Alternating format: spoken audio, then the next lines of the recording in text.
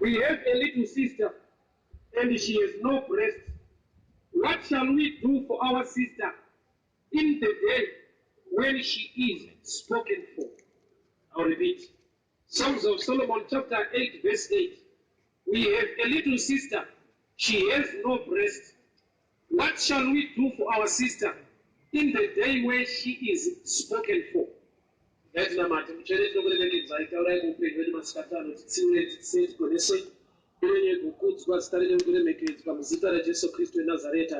Amen.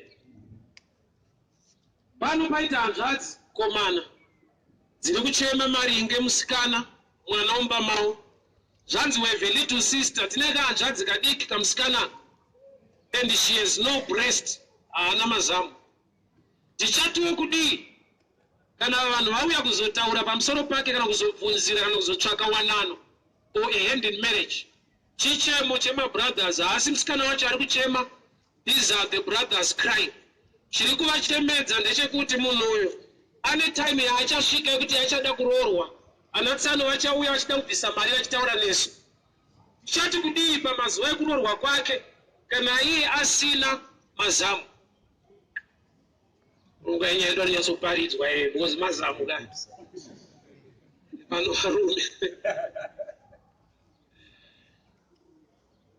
Munhu kana aroorwa, tarisiro iripo muwanano ndeyekuva nefamily.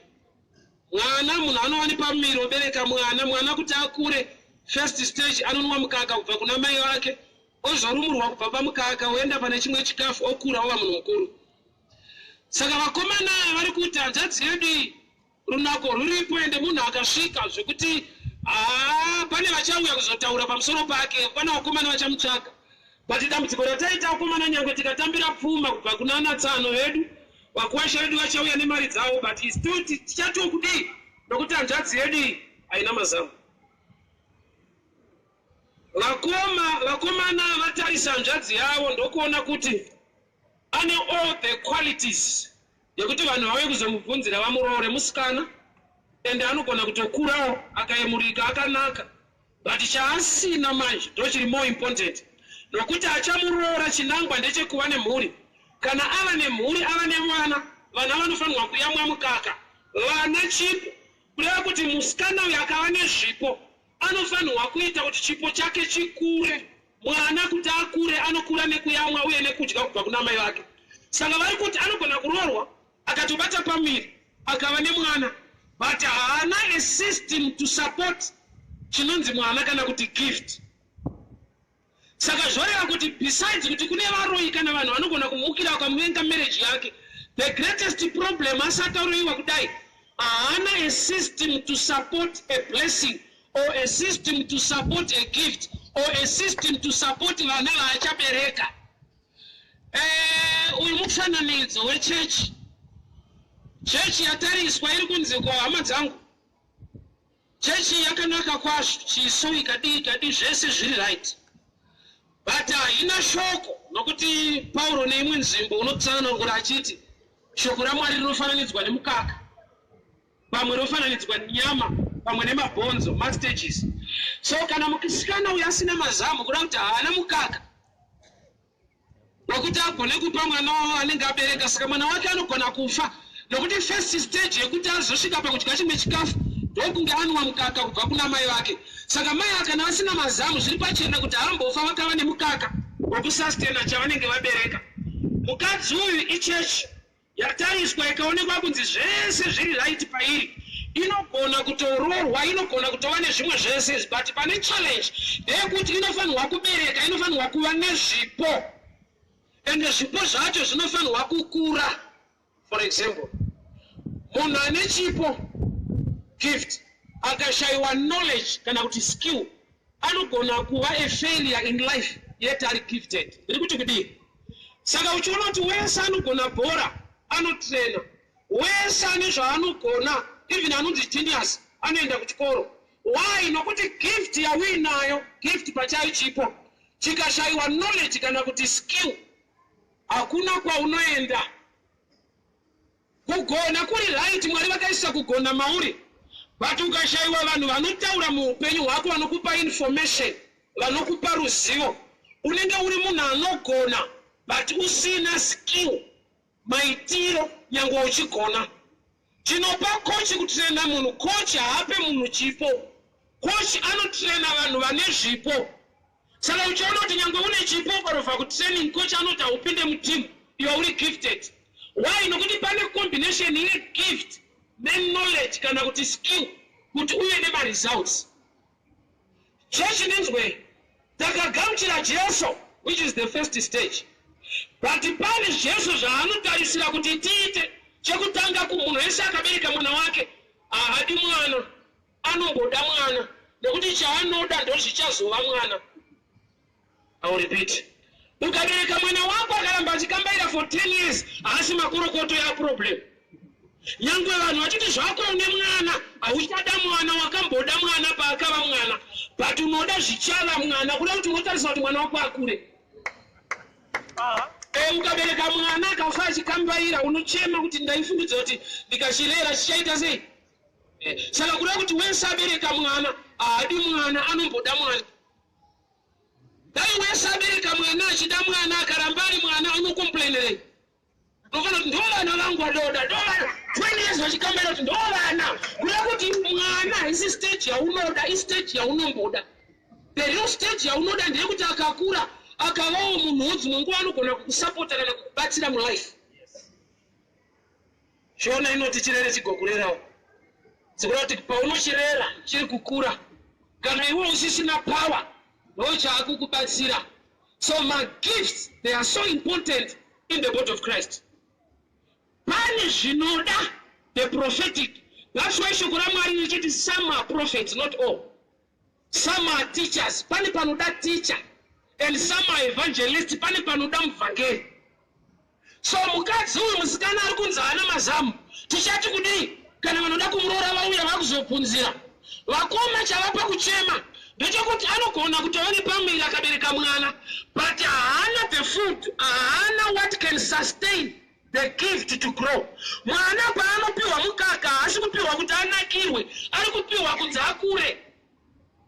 Kuda kuti vakoma vari kuti musikana hanzvadzi yedu ikaroorwa anofanirwa kubvisa mari, but akapota achibereka vana vanongofa nokuti haana the milk to sustain vana vake, vachadzoka kwatiri vakuda refund. Saka toita sei nehanzvadzi yedu? I'll give you this example. Jesu ari murenje akaedzwa naSatani, akakunda Satani. Chakamupa kukunda Satani haisi nyaya yekuti aiva Jesu. That's why Satani wacho akauya kuna Jesu. Haana kukunda Satani nokuti aitsanya. That's why Satani wacho akatouya Jesu apedza. Aitomirira kuti pedza nduwe. Chakapa Jesu kukunda Satani haisi fasting. Chakapa Jesu kukunda Satani in knowledge. Nokuti waingopindira achiti zvakanyorwa zvichinzi. Haana kuti zvakanyorwa zvina basa lombozani. Haana kukunda nokuti ndi Jesu. Wakakunda nyange ari Jesu ane knowledge pamusoro peshoko rababa lake. There are things in life zvisinei nekuti unopinda kwaprofetani, zvine chekuita nekuti unozivei. Zvafanira kuti uenda kubasa takunamatira pano, haambokubvunza kuti wanamatirwa nani, nyange wakandamatirwa. Vanobvunza kuti makaita remacomputers. What but the prophet is powerful, ndowakatoleya. That's not the question. Kuda kuti pane panodimanda natural knowledge, nyange une spiritual empowerment. Ng'anga inopa vanhu mushonga kuti tambai bhora, indaingotamba, saka I know tine ng'anga taitoendawo setimu yedu. Saka ng'anga inokupai mushonga, but chainenetsa ndechekuti training waiti ukarovha waipopoterwa iyo timu ine mushonga. Kuda kuti pane pekuti nyange mushonga wacho uinawo, mushonga ugowese bhora, ane mushonga ndiye anogowesa. Kuda kuti kana pachidhimanda kuhedha, you must practice kuhedha. Mushonga wacho uri musokisi, munhu achigona kuhedha, haungomira sekuti pane mushonga wakaipa. Unorova 6-0 mune mushonga. I love these examples kuti unyatseta catch up.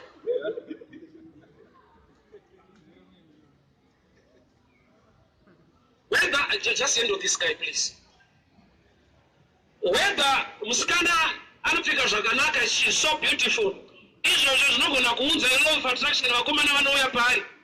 but kuti varambe vari paari matauriro character. That most of the people, they prepare for wedding and they don't prepare for the marriage. Yet wedding is a one-day issue. You can fake things, but 24 hours you got to perform as a. But in real life, marriage, I see 24 hours, 15, 20, 30 years. You know, when I fake a shame for 24 hours, but I'm going to fake a character for 7 years. So most of people, they prepare for wedding, which is a one-day issue, and they forget to prepare for the marriage, which is a lifetime issue. Uchiona kuti wakaisa zvakawanda padheri kuti unoda kuchata, but hauna kuinvesta pfungwa dzakakura kuti after wedding as a father, how am I going to handle my family? So Jesu wakakunda Satan because he knowledge yanga iri maari concerning the word of God. Kureva kuti pane chinodemanda the word in you. Pane chinodemanda the word in you. Saka vakomana avatanzvadzi yedu haina mazamu. Saka dheri chaiva vanhu vachimubvunzira kuti vamuroore tichaita sei. Nokuti vakomana vakuroora vanogona kuroora mari vakatipa, but vamuwana donzvo ravo ndere kuti vave nemhuri. Saka uyu kana asina mazamu haana mukaka wekusustaina gift kana kuti mwana waabereka. Saka besides kuti anogona kuroyiwa pachake akazviroya nokuti achapedzisira achibereka zvinofa nokuti zviri kuurayiwa nokuti haana kudevelopa a system that can help. System yandikutaura semazamu ishoko raMwari. Nokuti mazamu edu unai. Old Testament, the New Testament. Shoko raMwari mukaka. Kureva kuti pane ma-challenges in life. Asingadimande kuti munopinda kupi. Anodimanda kuti makapindani. Mune zvokwadi ipi yaKristu yaunorarama iri mauri. Zvoreva kuti iyoyo zvokwadi ikashaika mauri, the devil can take advantage yekuataka life yako. Pane attack inouya mulife. I'll give you another example. Vanhu vakabudiswa naMwari kubva muEgypt vachienda kuKenani. Ndokubva vacrossa Red Sea. But pavakacrossa Red Sea havana kupinda Kenani. Vacrossa Red Sea vakanosvika futi pane rumwe rwizi runonzi Jordan. So there are two rivers to cross before you reach the destination. The first river you just cross by God's grace. It demands a miracle. So miracle most wakatamaniza chimbo mvura ikafurika vanhu vakacrossa vaichipita vakafa. But by Jordan River, it's a different river. A different approach. Why? It's the last river yekuti you are about to take your possessions. Maakutora chamakanzi naMwari ndochenyu. Pamacrossa Jordan River, macrossa kuti Mwari aeliminated vari kukuteverai vavengi venyu. But pamacrossa Jordan, you are not running away from enemies. Hamusi kutiza mhandu dzenyu, but maakuteerera munyaya ranoda kuti mupinde muarea ine dzamunofungidzira kuti ndo mhandu dzenyu. Alright. So by Jordan River, it's unfortunate kuti vanga vane new leader. And this kind of a new leader does not operate like Moses, but he was anointed to lead people after Moses by God. Which means Joshua and Moses are the same, but they don't operate the same in the sight of men. Saka Moses mudhara nechimbo yake zvokuti anokuti mirai pamuone oti cha povhurika unza kumana ngati crossei. Kana mapa Jordan River vhangeri racho ratochinja. Unonzwa Joshua kuti nyika yemakumbo. And the Bible richitoti mazuva iwayo Jordan ranga richitozara richifashuka. But vhangeri raJoshua rinenge rinoyeredza munhu. Roba anoti apa handimbovhura. And uchaona kuti Moses paakafa akavigwa naMwari. Kare ndaifungidzira kuti great honor. Moses paakafa Deuteronomy 33 akavigwa naMwari. Mwari chavari kuvigira Moses, vari kuda kuvigira type yevanhu inozoda kushanda neformula yaMoses paJordan River. Saka Moses paakavigwa hakuna akakuziva zvokuti akabva enda netsvimbo yake. Yeti tsvimbo iyi ndoyatotrasta kana tasvika pane rwizi kuti mudhara anotambanudza. But tasvika Jordan, Moses is no more. Yet there is a river to cross. Chinzwa message ya Joshua. Vaprista vakatakura areka ngavapinde vatsike mvura. Vakatakura areka ngavapinde vatsike mvura. Pavachatsika mvura, mvura ndopa ichapasanuka kuti vanhu vagone kucrossa. Kurati paJordan River vanhu vanofanirwa kuva necontact nemvura. PaRed Sea hamutenderwi kuva necontact nemvura. Maybe I need to explain why. Jordan River is the only river yekuti Jesu paakauya akaenda ikoko akanopindawo mvura macho. Saka prophetically Joshua ari kuti kuvanhu hamugone kupinda muzvinhu zvaMwari kana musina kupinda makapindawo Mwari wacho, kana kuti muchapinda Mwari wacho. Jesu auya haana kuenda kuRed Sea, akaenda kuJordan River akanobhabhatidzwa arimo. Saka vanhu vanofanirwa kucrossa Jordan River, but vanofanirwa kuita contact nemvura yacho kuti vagone kucrossa. So apa ishadow picture yaKristu paachauya kuti church haigone kupinda mune zvakavimbiswa naMwari kana isina kupinda mune zvinopindwa naKristu. Jordan River is the last river to cross, but you don't cross neformula yamakashandisa muchicrossa Red Sea.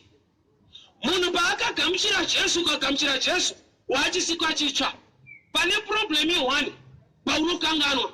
Kana wachisika chicha wa born again, chese chaberekwa chinoda mukaka, chese chaberekwa chinoda kupihwa chikafu kubva kuna amai kuti chikure. So wese munhu akagamuchira Jesu first stage. Second stage ndeyekuti iwewe uri kudya here kana kuti uri kunwa here mukaka waamai chaiwo. I'll go to Moses. Moses akaberekwa namai vake, nguva yainzi vanakomana ngavaurawe. Ndokubva amai vamutora vakanomisa kurwizi vari kutsanga. Paakawanikwa nemwanasikana waFaro, mwanasikana waFaro akaingwa naMiriamu.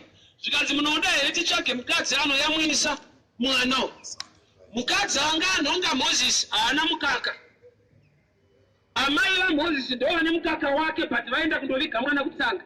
Saka musikana paakanditsvaga munhu anoyamwisa, wafevheketirwa Moses ainwa mukaka wamai vake chaiwo, nyangwe achigara mumba isiriyo. I'll explain what it means. Moses ainwa mukaka wamai vake chaiwo vakamubereka, but achirerwa naamai vasiriyo vakamubereka. Kuna Mwari izvo zvakanaka kwazvo, nokuti dai Moses akakura mumba maamai vake chaiwo aifa, nokuti there was a death sentence yokuti mwana wese wechiHebrew mukomana vafe.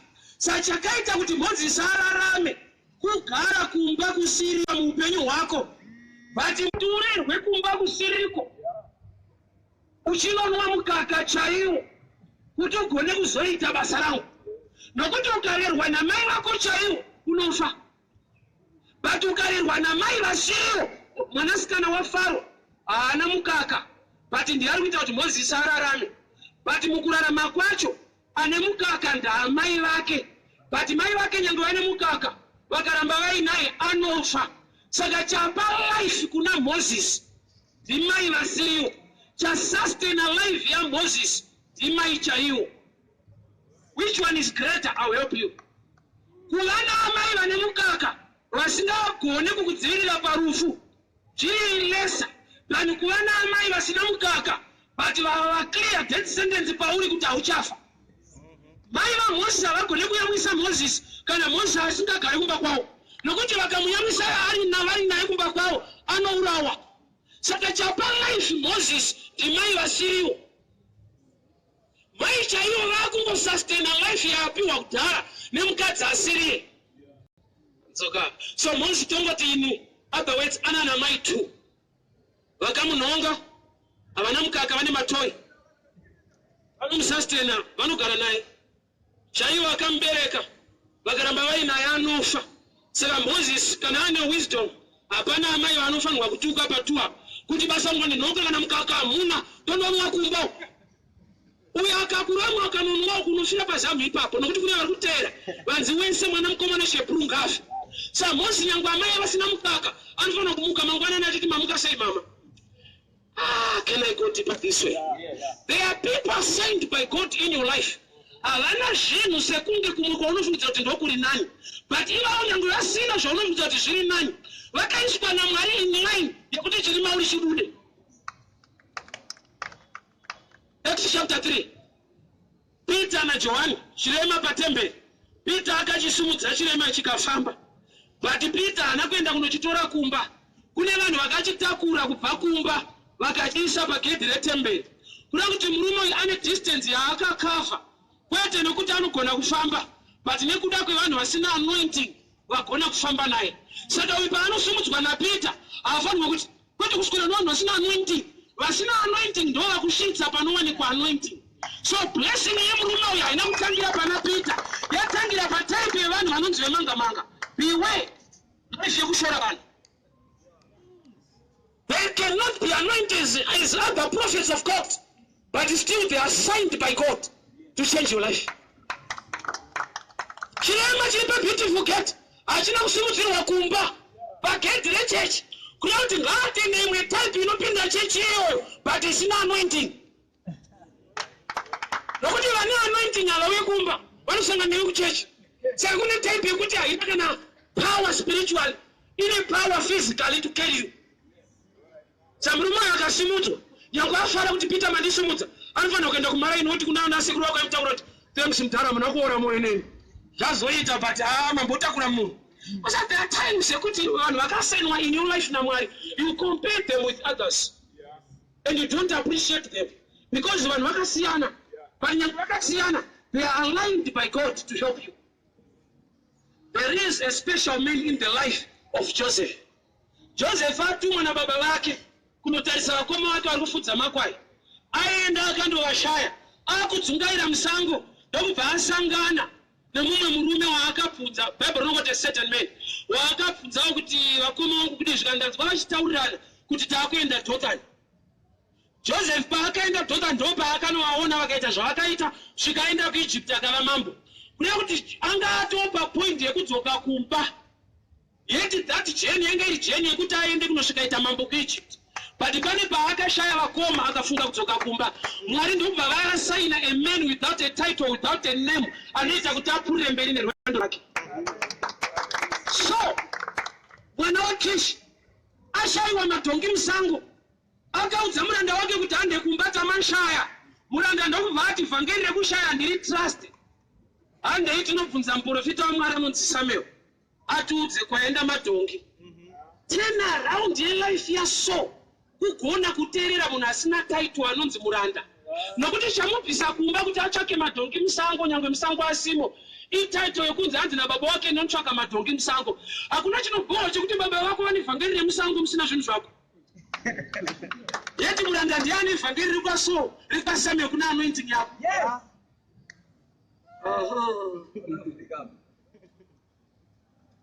Baba vaSaul vakamutenda unotsvaka madhongi musango. Muranda ari musango ndiye akati mukuru handei tinoona Samuel. Vachitosvika kaSamuel, Bible rangu rinoti Mwari wanga watoudza Samuel kuti ndichatuma mumwe murume achauya kumba ikoko umuzodze kuita mambo. Kuda kuti vhangeri reumambo mulife yaSaul harina kutrustwa naMwari kupiwa baba vake, rakapiwa muranda. There are times yekuti God Mwari vanogona kushanda nemunhu wavada kushanda naye despite kuti pane vanhu vanove titles vari around. Samuel paakashedzwa naMwari, Samuel paaishedzwa naMwari, Samuel aimhanya kuna bishop Eli achidzoka kusvika bishop Eli vakanyatsoziva kuti muofisi ndichirimo ende ndine bishop wepano, but Mwari akutaura nemufana wepano. Bishop ndokubva ati muning'ina, Mwari vakataura usandivanzirewo muofisi tirimo but hakuna message. Tingori nezvigaro zvedu but hakuna chichiri kuuyawo. So there are times yekuti network yatokata kuna bishop. I don't know why I'm going this way, but I want you to hear me. Hanzvadzi dzachema kuti hanzvadzi yedu haina mazamu iyi. Saka dhera vanobvunzirwa achida kuroorwa tichati kudii? Nokuti isusu tikatozva kuti taendesa munhu asina mazamu, ava chavari kuroorera ndeyekuti pave nemhuri. Uyu kuti agone kuva nemhuri yacho ndonga ane mukaka wekupa vana kuti vagone kukura. Saka chisina hanzvadzi yedu ichi chinofanirwa kutinetsa, nokuti chese chinodiwa mumarriage chine chekuita nemhuri besides anything else. Saka kana mhuri asingagone kuikudza nekuisustain, we need to deal with our sister. And why satanazodi Mwari wacho anoti vanhu vangu vaparara nekushayiwa ruzivo. To God the devil is not a big issue, ignorance is the big issue. And it's unfortunate in our times we are running out of teachers, we are getting more prophets than teachers. Yes. Yeah. Africa, maybe because of poverty, we no longer love teachers. Unanokana ni washo kuti mwarano dai kuna matono dai upenyu dai auchada. Unogoda ndaona zvako zvafamba. Ndaona poverty create a type of a gospel. Yakuti munofungidzira kuti ndo gospel, but chikutarwa chacho is part of the gospel. The real gospel is relationship with God. Fearing God, walking in the ways of the Lord. Poverty yatisvitsa palevo yekuti chinotonzi church kushandirwa. Kuudzwa zvinoshanda isi church musangano. But kushandirwa ndo church. Izwa challenge ndeyekuti chaunofungidzira kuti ndo real problem yako. It's not a real problem. Wasakusaziva kuti dambudziko rako nderei. Idambudziko rakakurisa. Favor kugona kuziva kuti problem yako ndei. Nokuti tiri kotazi yedu achitomboziva kuti problem yangu ndei. Tiri kunongedzera mamwe anowanikwa muproblem yandiinayo. Dokta nekufunda kwakaita kune anonzi ma-symptoms of a disease ogoita the disease. Kana munhu aine TB anokosora. Kukosora chichiricho chirwere chacho. Kukosora kunzi pamwe zvikanyanya munetsa pakukosora akaenda kuchipatara akateswa uzobatwa TB. Aubatwe chikosoro, unobatwa TB uchikosora. Kureva kuti kukosora uko harisino dambudziko rako. Idambudziko rauya kuti uzive dambudziko rako.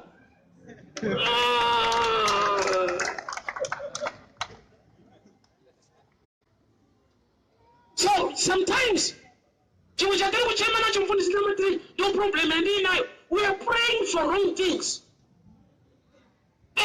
Nokuti the main issue, the real issue, munhu haasi kutomboziva kuti dambudziko nderei. Saka ari zvimwe zvaari kunongedzera achikudza ndo dambudziko. Yeti dambudziko rake chairo akatorisiya. Nokuti kudii? Kana lack of knowledge iyo nyaya yakanyorwa mubhaibheri naMwari kuti vanhu vangu vaparara. Kureva kuti shoko harina kuti vanhu vangu vari kuparadzwa. Riri kuti vanhu vangu vaparara. Besides the devil, you can ruin your own life when you lack knowledge. Ukalenga kufunda, nzwai, kunamata, kufunda. Mwanu vari pamwe shona ndaidzi ngore mushi. Bible rinoti, endai munoparidza and make disciples. Chinonzi disciples chinongoreva kuti mudzidzi. Kurati kunamata kudzidza. Ukavenga kudzidza unamata. Nokuti takanzi vaparidzirei vari vadzidzi. Vadzidzi vanhu vanodzidza. Iwe haudi kudzidza uda kunamatirwa. Takanzika kuparidzirai muve vadzidzi nokuti munhu kana adzidza, kana ane ruzivo, anoita zvinhu zvaaida kuitirwa nokuti akuziva kuti zvinoitwa sei. Ndonzvore kuti tiparidzirane panapa hama dzavo. Harisina kuti muende kumba kuti anogona, ari peri pofu, dai munhu Mwari vani panapa dzavo, dai ndazodai. I'm sent by God to reveal the mysteries of the kingdom so you can learn, exercise, grow in them and do it. Identity yako neyangu muna Mwari takafanana.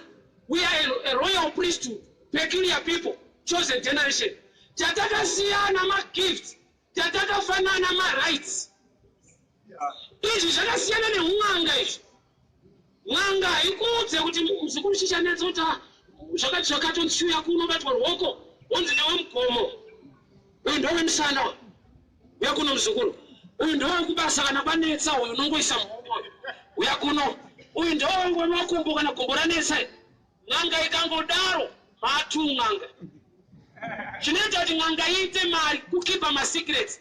Anokupa muti wacho wakatooma zvekuti haumboita idea kuti kana uri munyoro taipipa. Haidi kuti ususpect kuti musasa. Nokuti imwe mishonga yauri kunopiwa iri muyadhi mako.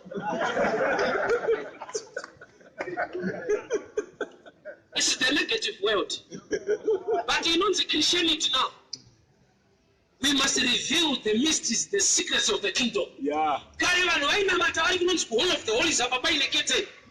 Vamwe ndovainzi bombera. Zvokuti vano vaiti vakaonana naMwari, vaibva vauya kuseri voti Mwari ati zvakati, Mwari ati zvakati, Mwari ati zvakati. Jesu paakauya, kete ndokubva rabvarurwa. Kurati munhu wese ane access. Munhu wese ane right to approach God as Father. Hakuna munhu anofanira kuti miririra. Ndisu vanhu vacho vanofanirwa kumira-mira. Nokuti Kristu amatiri. Sometimes, Mark 16:17. You know what? If you believe, you cast out devils. And if you become prophet, if you become man of God, if you believe, believing is a title. Kuna shimo sho unotofanya wakuita iwewe wakutashwa ingeni mwanasangano kunzi mwanasangano hii church identity is when you buy the kingdom you are a royal priesthood, peculiar people, chosen generation. God lives in you. Pauli papa you are God's. Kuna mauri problem is you don't understand your identity. Vanhu vakatora hanga kumusha vakatichengeta pamba chavakaita vanotora ari mazai zai rinongorepresenta kuvharika kutaura chauri kutomboziva zvako wotransfer ubva musango woiswa mudanga hukuyorarira akurarira akakuchechenya ndianokupa information saka huku kana yakufamba iuri hako nokuti kufamba unawo kondo akakuchechenya iyo ikaburuka 3 meters urotiri dzako yeti mauri mune potential ye 20 days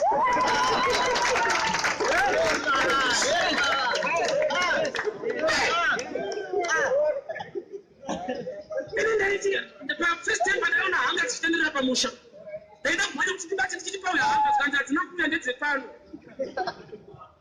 achitomutiza enda hambotirima manhenga havambosunga tambo kuti ingaende ihanga yakasungwa mukati. There is no need yekusunga panze mukati mukasunga zvatopera.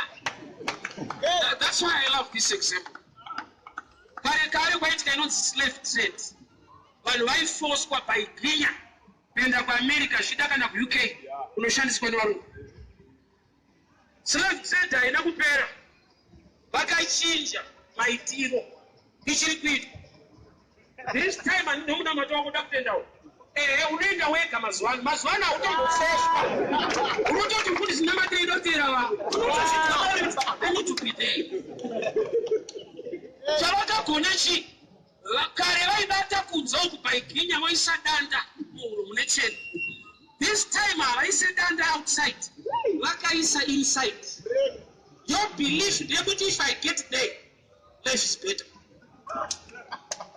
That's why I always tell people, especially in Zimbabwe, maybe in Africa as well, we don't need more investors.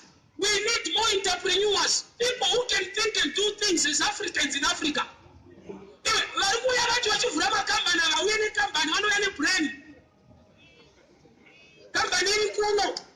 Platinum vanakuuya nayo vakakuya nemapepa ari briefcase.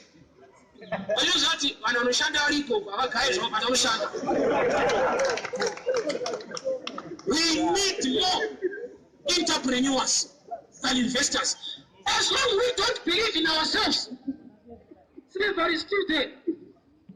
Hautombomanike wait Mulungu akachikora shona amboikane unoti ndinyorera kuti dzatry were ini ndikachikora chirungu wiki rese anofana kufunda asi tisu takasarudza kufunda mutauro wavo hakusi kufunda pavari kutaura chirungu mutauro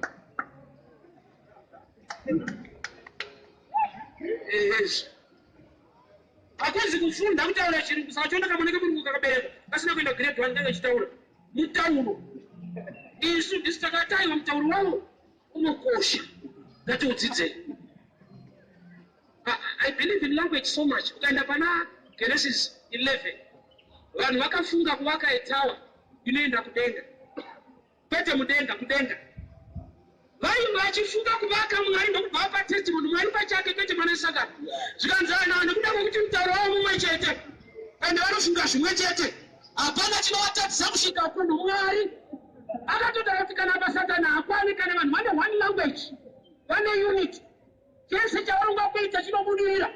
Mwari akaita ine vanhu ava zvanzi akati let us go down and confuse their language. Havana kutorerwa zvidhina, havana kutorerwa cement, sas mukangobirwa matauriro hamusimuke. Africa ndokurobhwa kwayakaitwa pacolonization yakarobhwa language. Saka chinhu chese chaunoita ukachiita in English, the Englishman can prosper than you because kwaari zviri natural kwauri practice. Munamusa game rekutamba. Awumukunde nokuti ndiyanobonesa malozo kakwesa noti atikwese so. Offside. In sport, you win by rules more than effort. Nokuti kana ukavane power steering kana ukagona kumhanya kubhora, as long usingazivi marules, unongori offside. So you need to understand the rules of every game. I don't know why I'm going that side. Let me go back to this sister. So hanzvanzi yedu haina mazamu. Saka paacharorwa tichaita seya kumana. Nokuti akarorwa achapinda mumamake tadya pfuma. But kana abereka mwana anoda kusustainwa nemukaka. Iye mazamu haana. Saka tichamuurayira vana inyaya yekuti iye haasi kudevelopa.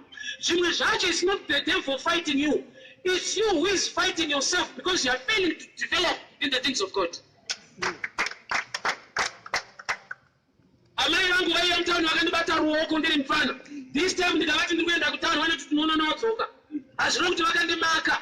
Zvinoona kuti vari kuti ndakainvesta knowledge mauri zvekuti hauchanida my presence. You need knowledge inenge yakurepresenta my presence. Vanoexpecta kuti ndiite zvandaita ndiinawo ivo vasineni. Why? Nokuti information iri mandiri inorepresenta amai vangu nyange vasiri pano. Sandoendudza kuti kana red robert red nomira. Saka chiri kuti ndimire this time ndaamai vasipo but vaamukati. Kureva kuti kukura vakakutrusta kuti kunogona kundisustaina ivo vasipo. Hear me people. Zvimwe zvatinofunga is the devil fighting. We are fighting ourselves by not acquiring the knowledge concerning the things of God. Daniel 11:32. Vanoziva Mwari wavo vachava nesimba vachaita mabasa makuru. Those who know their God, they shall be strong and do exploits. Kureva kuti the level of knowledge inoita kuti ugone kuita more than kuitirwa. Zvimwe zvinhu zvatinoti zvishamiso inyaya yekuti hatina tasvika mulevel yekuti it becomes a lifestyle. Uno anogara kumufakos akanwa tine sausage anogona kutotora maiki pacheche akapupura. Upenyu hwedu hwachinja hama dzangu. Ati kutonwa tine nyama bruvos chaiyo.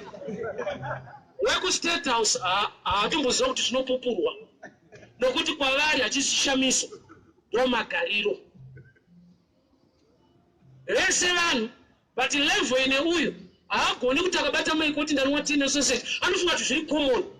Yeti kune mumwe breakthrough. Mukore uno ungashainira kuti ndine foni izvezvi. Haisi breakthrough kutenga foni izvezvi. Vamwe nadzo. But pane mazuva ekuti ukati ndine foni kana kuti hautauri unongoridza mari mutoro. Tense tangu chokuti ane foni munhu yarira.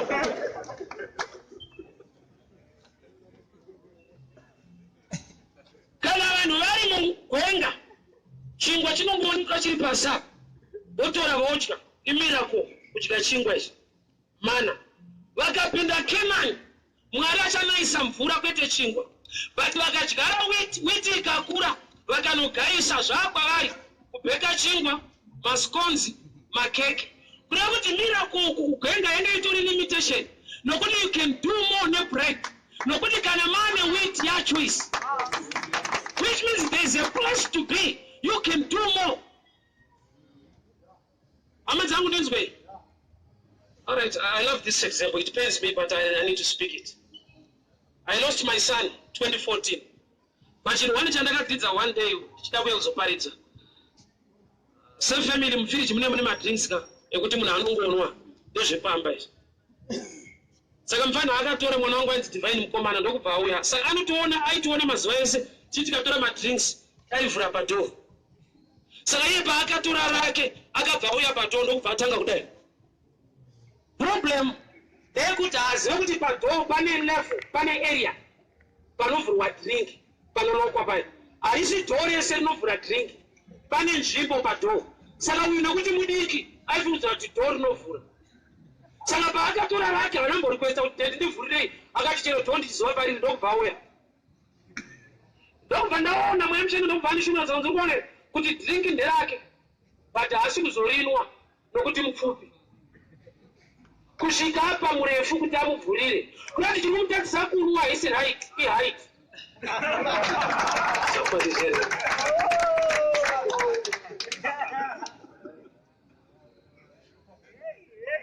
Opa no shandalo. Yekuti there are some people in life. Bekuti wakaiswa mu life mako na mwari. Already vari kushikira panzvimbo posati wasvika. So you need them. Inini wafuti kana ndine nungo dzokotama ndichinonga chini. Ndikadonedza chini. Mwana wangu mfupi kamfana ndoka rizi kusvika very fast. Enda akarwadziwa. Uzoti ukakura kuramba chikotama unorwadziwa. But kangana kapani kamfana kakuno kuti mzukuru mutambidze eshe. Kureva kuti uri mudhara. Zvinhu zvikaenda palevel yausingazike zviri pasi. You need respect. Vadiki. Uri mudiki. Pane level ine vakuru bedzi yekuti kana ukatoda uisvike yakasvikwa nezera. You need to respect. Thank you. All right. There was a time. Adzimai angu anoda munya stere. Vasipano sakadzipo. Vanofanira kudya munya kuseni kwega kwega. Saka vana vangu vasikana vakadya munya wavo. Saka taida kuuya kuchechi Sunday zvikanzi munya wangu uri papo ndiri kuushaya. Vanangotipa mwana wangu musikana ndikati no, bikira mama wako munya wavo. Namo ndinobaka ndikati aiwaka kuti utonzi munya. Haubikwe kuti uve munya. Unobikwa worara itime.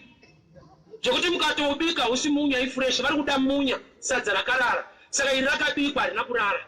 Saka munya haubikike, unoti ukaubika unousiya unobikwa nezuva netime. Saka pane zvinhu zvakuti nyange ukatoda hazviite zvinodhimanda time. Haugoni kubika munya izvezvi ukatova munya. Even uchida munya haubikike, unototi ukaubika utombousiya. Nokuti chinoita kuti unzi munya kurara overnight. Saka that time ndoinogadzira munya kwete desire. So in life kune zvinhu izvozvo zvekuti as long you don't respect the elders, as long the elders don't respect the youth, we are going to miss a lot in the body of Christ. Samson was very powerful. Akabviswa maziso, but chakaita kutaurai vanhu vakawandisa. Zvinhu two, prayer and humility. Akaita prayer achiti kuti Mwari ndipeira simba rangu zvakare. So I can revenge for the 2 eyes dzandabviswa. Mwari ndokubva vamupa power. Samson haana kunamatira kuti Mwari ndibati sei pekuti ndikabata the 2 pillars ndigone kuisira chechi yese pasi. Akanamatira power iye asina maziso. Akazoti nyangwe ndisiri kuona pano pane kamukomana karipo kanoona. Saka Samson apedza kuti apuraya akati kudi kukamukomana, can you take me to the 2 pillars? Judges 16. Kamukomana kakamubata ruoko kakaenda naye pama 2 pillars akabata akawira pasi akauraya vanhu vese. Chaita kuti Samson aite great exploit. June 2, he prayed to God. After prayer, aka submitted to a certain young man. This young man has no anointing or no power, but on his side he knows where to go.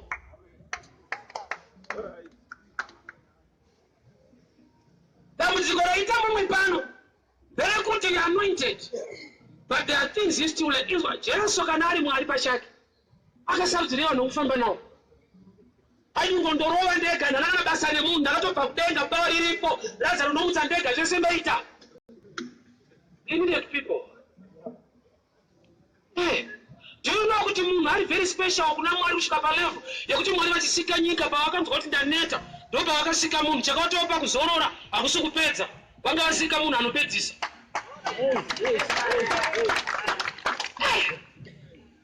Kumuprovira kuti munhu ari dangerous, ari serious, ari so important. Mwari vachida kutobatsira vanhu panyika. Bible rinoti the word was God and the word was God and the word became flesh. Mwari kuti atobatsira munhu akatofanana nemunhu wacho.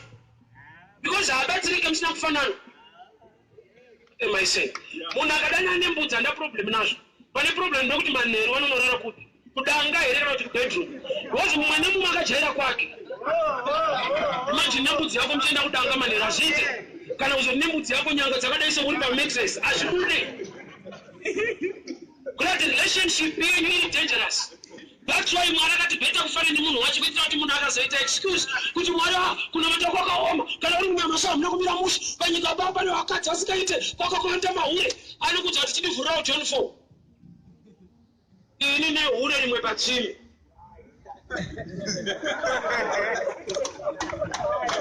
Unoti ari kunetsa yekuona indakatogara naro ende rikatondudza kuti hakuna murume iye ariko. Harazvimaketa ke rasiya murume kumba roti kuna Jesu handina akachaira zvinhu zvake. So aka exposed in every area as men so that you can find no excuse kana kuti unogona inspiration yekuti kana iye ari munyama akazvikunda sezvaari ndo zvandiri. But there are times you need preaching, and there are times you need inspiration. Somebody who can simply inspire you. There was a time I tried a prayer. Bishop Dambasa. Long back, which in a prayer room. Baba Mumrumanga of Air Force. That man don't have a higher position. Maybe that's a letter with Zara and Beaki. Don't have been a prayer room, don't power up a second of Chemach Namat. Don't want to do that. That got a machine for Chimina Marach Namatazo. Going in your town or why. I got inspired. Also, there are times a good inspiration must drive you. Inspiration must drive you. Strive must see you are so rich. Owns the connect. You're on a line. We do Gaia, but you're not a guy. I also know Gaia or Gaia. Nobody need to be inspired. Like you know, matter, and it's what I call the foot. And who could come to the matter? I'll catch you in a man, you know, from the shoe. Conjecture, Daba was looking down Power Kutenga. Put that a bunch of to Dura. Oh, but I'll tell you, but I should come back.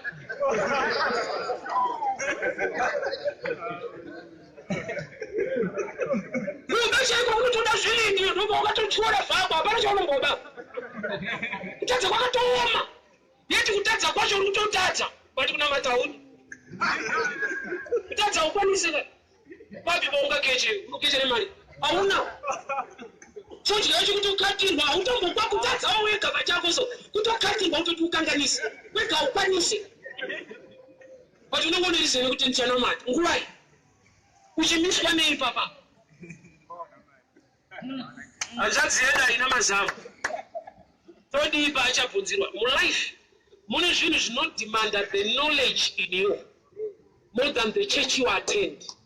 Munogona kupinda ya prophet vanoona as long usingaone kusaona kwenyu kune nyaya. Munogona kupinda mfundisi anoparidza stereki ane shoko stereki as long iwe usina shoko pane zvinonetsana newe beti. Jesu unobuda pachena kuti mweya tsvina ikadzingwa mumunhu inoenda kunzvimbo yakaoma yozodzoka mayakadzingwa haiuye vhaya akaidzinga inorova direct kwayakadzingwa. Hainini kwaprofeti iwe ndiwokauya kwaprofeti kamweya tsvina ikadzingwa ikaenda iwe wakadzokera kumba kwako iyo ndokubva yataimira kuti aenda mamunhu aenda youya direct yotarisa kuti mayakadzingwa makamira sei yoona muri empty. That's why I always repeat this statement. Complete deliverance handi kubuda kwemweya tsvina. Kubuda kwemweya tsvina ihalfway yedeliverance. Complete kusara kwezvokwadi yaKristu inova defense pakudzoka kwemweya tsvina. Nokuti mweya tsvina ikadzingwa kunouya imwe 7 more kwayakadzingwa. Uye kunzi kutodzingirwa pekutanga usina shoko raMwari kukuwadzwa. Nyika yakaita independence 1980 sei tine masoja. Odi upopota twarwora mari mahara kuna hondo. Sei kune masoja. Kanozva kuti independence yacho inoda kusafeguardwa because at any time atizouti vamwe vanofunga pamusoro pedu. So masoja life yako is the word of God. You need the word of God in you. Makanamatiriwa mukanzi, and I always tell people, ukadzinga mweya tsvina ubudirire. Ukadzinga mweya tsvina wapiwa a privilege yekuita zvokuti ubudirire. Kurati ukashayiwa chekuita, iwe wakadzinga mweya tsvina, kusaita itori nhamo pachayo. Aizve.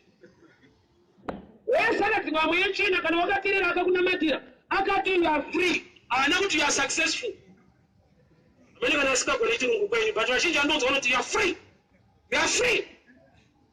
Free to do what? It's another story. You can be free and useless.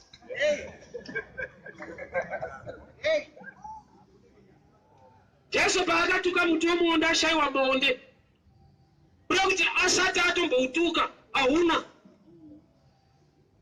There is a level yemauri yekuti vaone nzara nenyota yevhangeri yaKristu. Zvokwadi yaMwari ngairarama. No, I'm sure my time is all right. Let me give you this statement. David paakauraya Goliath, he picked 5 stones. Yet rakashanda ichi 1. Zvoreva kuti anga asina faith to get 5. As not one is useful. He is a prophet in his own class. He understands the battle yandiri kurwa, it symbolizes the battle ichaitwa naJesu paCalvary. Nokuti assignment zvakuirana kwakuripo. Goliath angati ukangokuuraya inini vese varanda venyu. Kuti one man ari kurepresenta all. Saka Jesu paanoenda pamuchinjikwa rufu rwake runoita kuti tese tive vakundi. So fight that David na Goliath shadow picture ibasa rinoitwa naKristu pamuchinjikwa. That's why Jesu paanoiswa pamuchinjikwa anoenda nzvimbo inonzi Golgotha. Golgotha zvinongoreva a place of skull, nzvimbo yedehenya. Kureva kuti Goliath paakarwa naDavid akatora the head which is the skull. Nokuti David paaririsa dombo ndiJesu aenda pamusoro wedehenya, nokuti the seed of a woman will crush the head of a serpent. Chapa David kutora matombo 5 mumvura kwete panze. Rangu rinoti he picked 5 smooth stones from the river. Hazvina kuti panze hapana.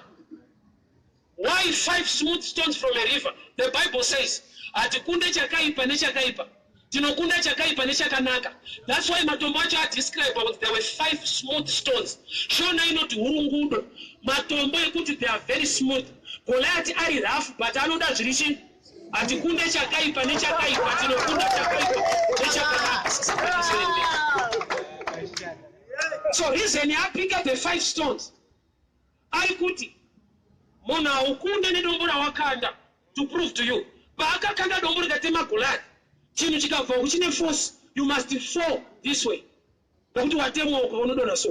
But Goliath paakatemwa dombo raibva akadonha nekumberi. Which means matombo akamudonhedza asiri wakakandwa. Why? Nokuti 5 books, Matthew, Mark, Luke, John nebhuku raActs, David ari kuti the first 4 ndoanonzi magospels. Shoko raMwari rinofanirwa kurarama mauri kuti ugone kuita mabasa. Saka David ari kuti mabasa angu andiri kuita mushoko raMwari ndoakonzera kuti Jesu wandinotenda agone kundiunzira victory yandiri kuda. Saka David asara nematombo 4 back akaririsa 1. Goliath paatemwa akadonha nekumberi ari kuti chine power igospel riri mauri akataurwa ndorarama mauri. I'll preach tomorrow upedze. Unongomira upedze. We can raise our hands. Father, we thank you for your word. We thank you for your grace. Tipewo nzara nenyota yekutsvaka shoko renyu. Baba, mwanasikana paachabvunzirwa akaroorwa akabereka vana vanoda mukaka kuti vakure. Mune zvipo zvamakaisa muvana venyu zvinongokura nekuda kweshoko raakurarama mavari. Tine zvipo zviri matiri Mwari, asi shoko renyu rikatigaidha, the fear of the Lord ikararama matiri. Zvipo zvedu zvinokura uye tinobudirira. Vana vakaberekwa vanofanirwa kukura. Uyu zvaasina mazamu vana vake vanofa. Vazhinji vari pano Mwari vanasikana vane zvipo zvavo zvamakadyara mwavari. Vamwe vaimbi, vamwe vaparidzi, vane zvikuru zvamakadyara mavari. Chipo chimwe nechimwe chamakaisa mari chinoda kurerwa neshoko raMwari chigone kukura. Nesu tikakura tine shoko raMwari tinokura in the fear of the Lord. Mwari wamasimba ose, shoko renyu ndo mwenje tsoka dzedu. Mazviita Jehovha, tadzorera mbiri yose kwamuri muzita raJesu Kristu weNazareta. Amen. God bless you so much. Namazwano, maybe Mamazwano, we are broadcasting live on Facebook. Broadcasting live on Facebook. Mukaenda page rakazi Evangelist Muparinga.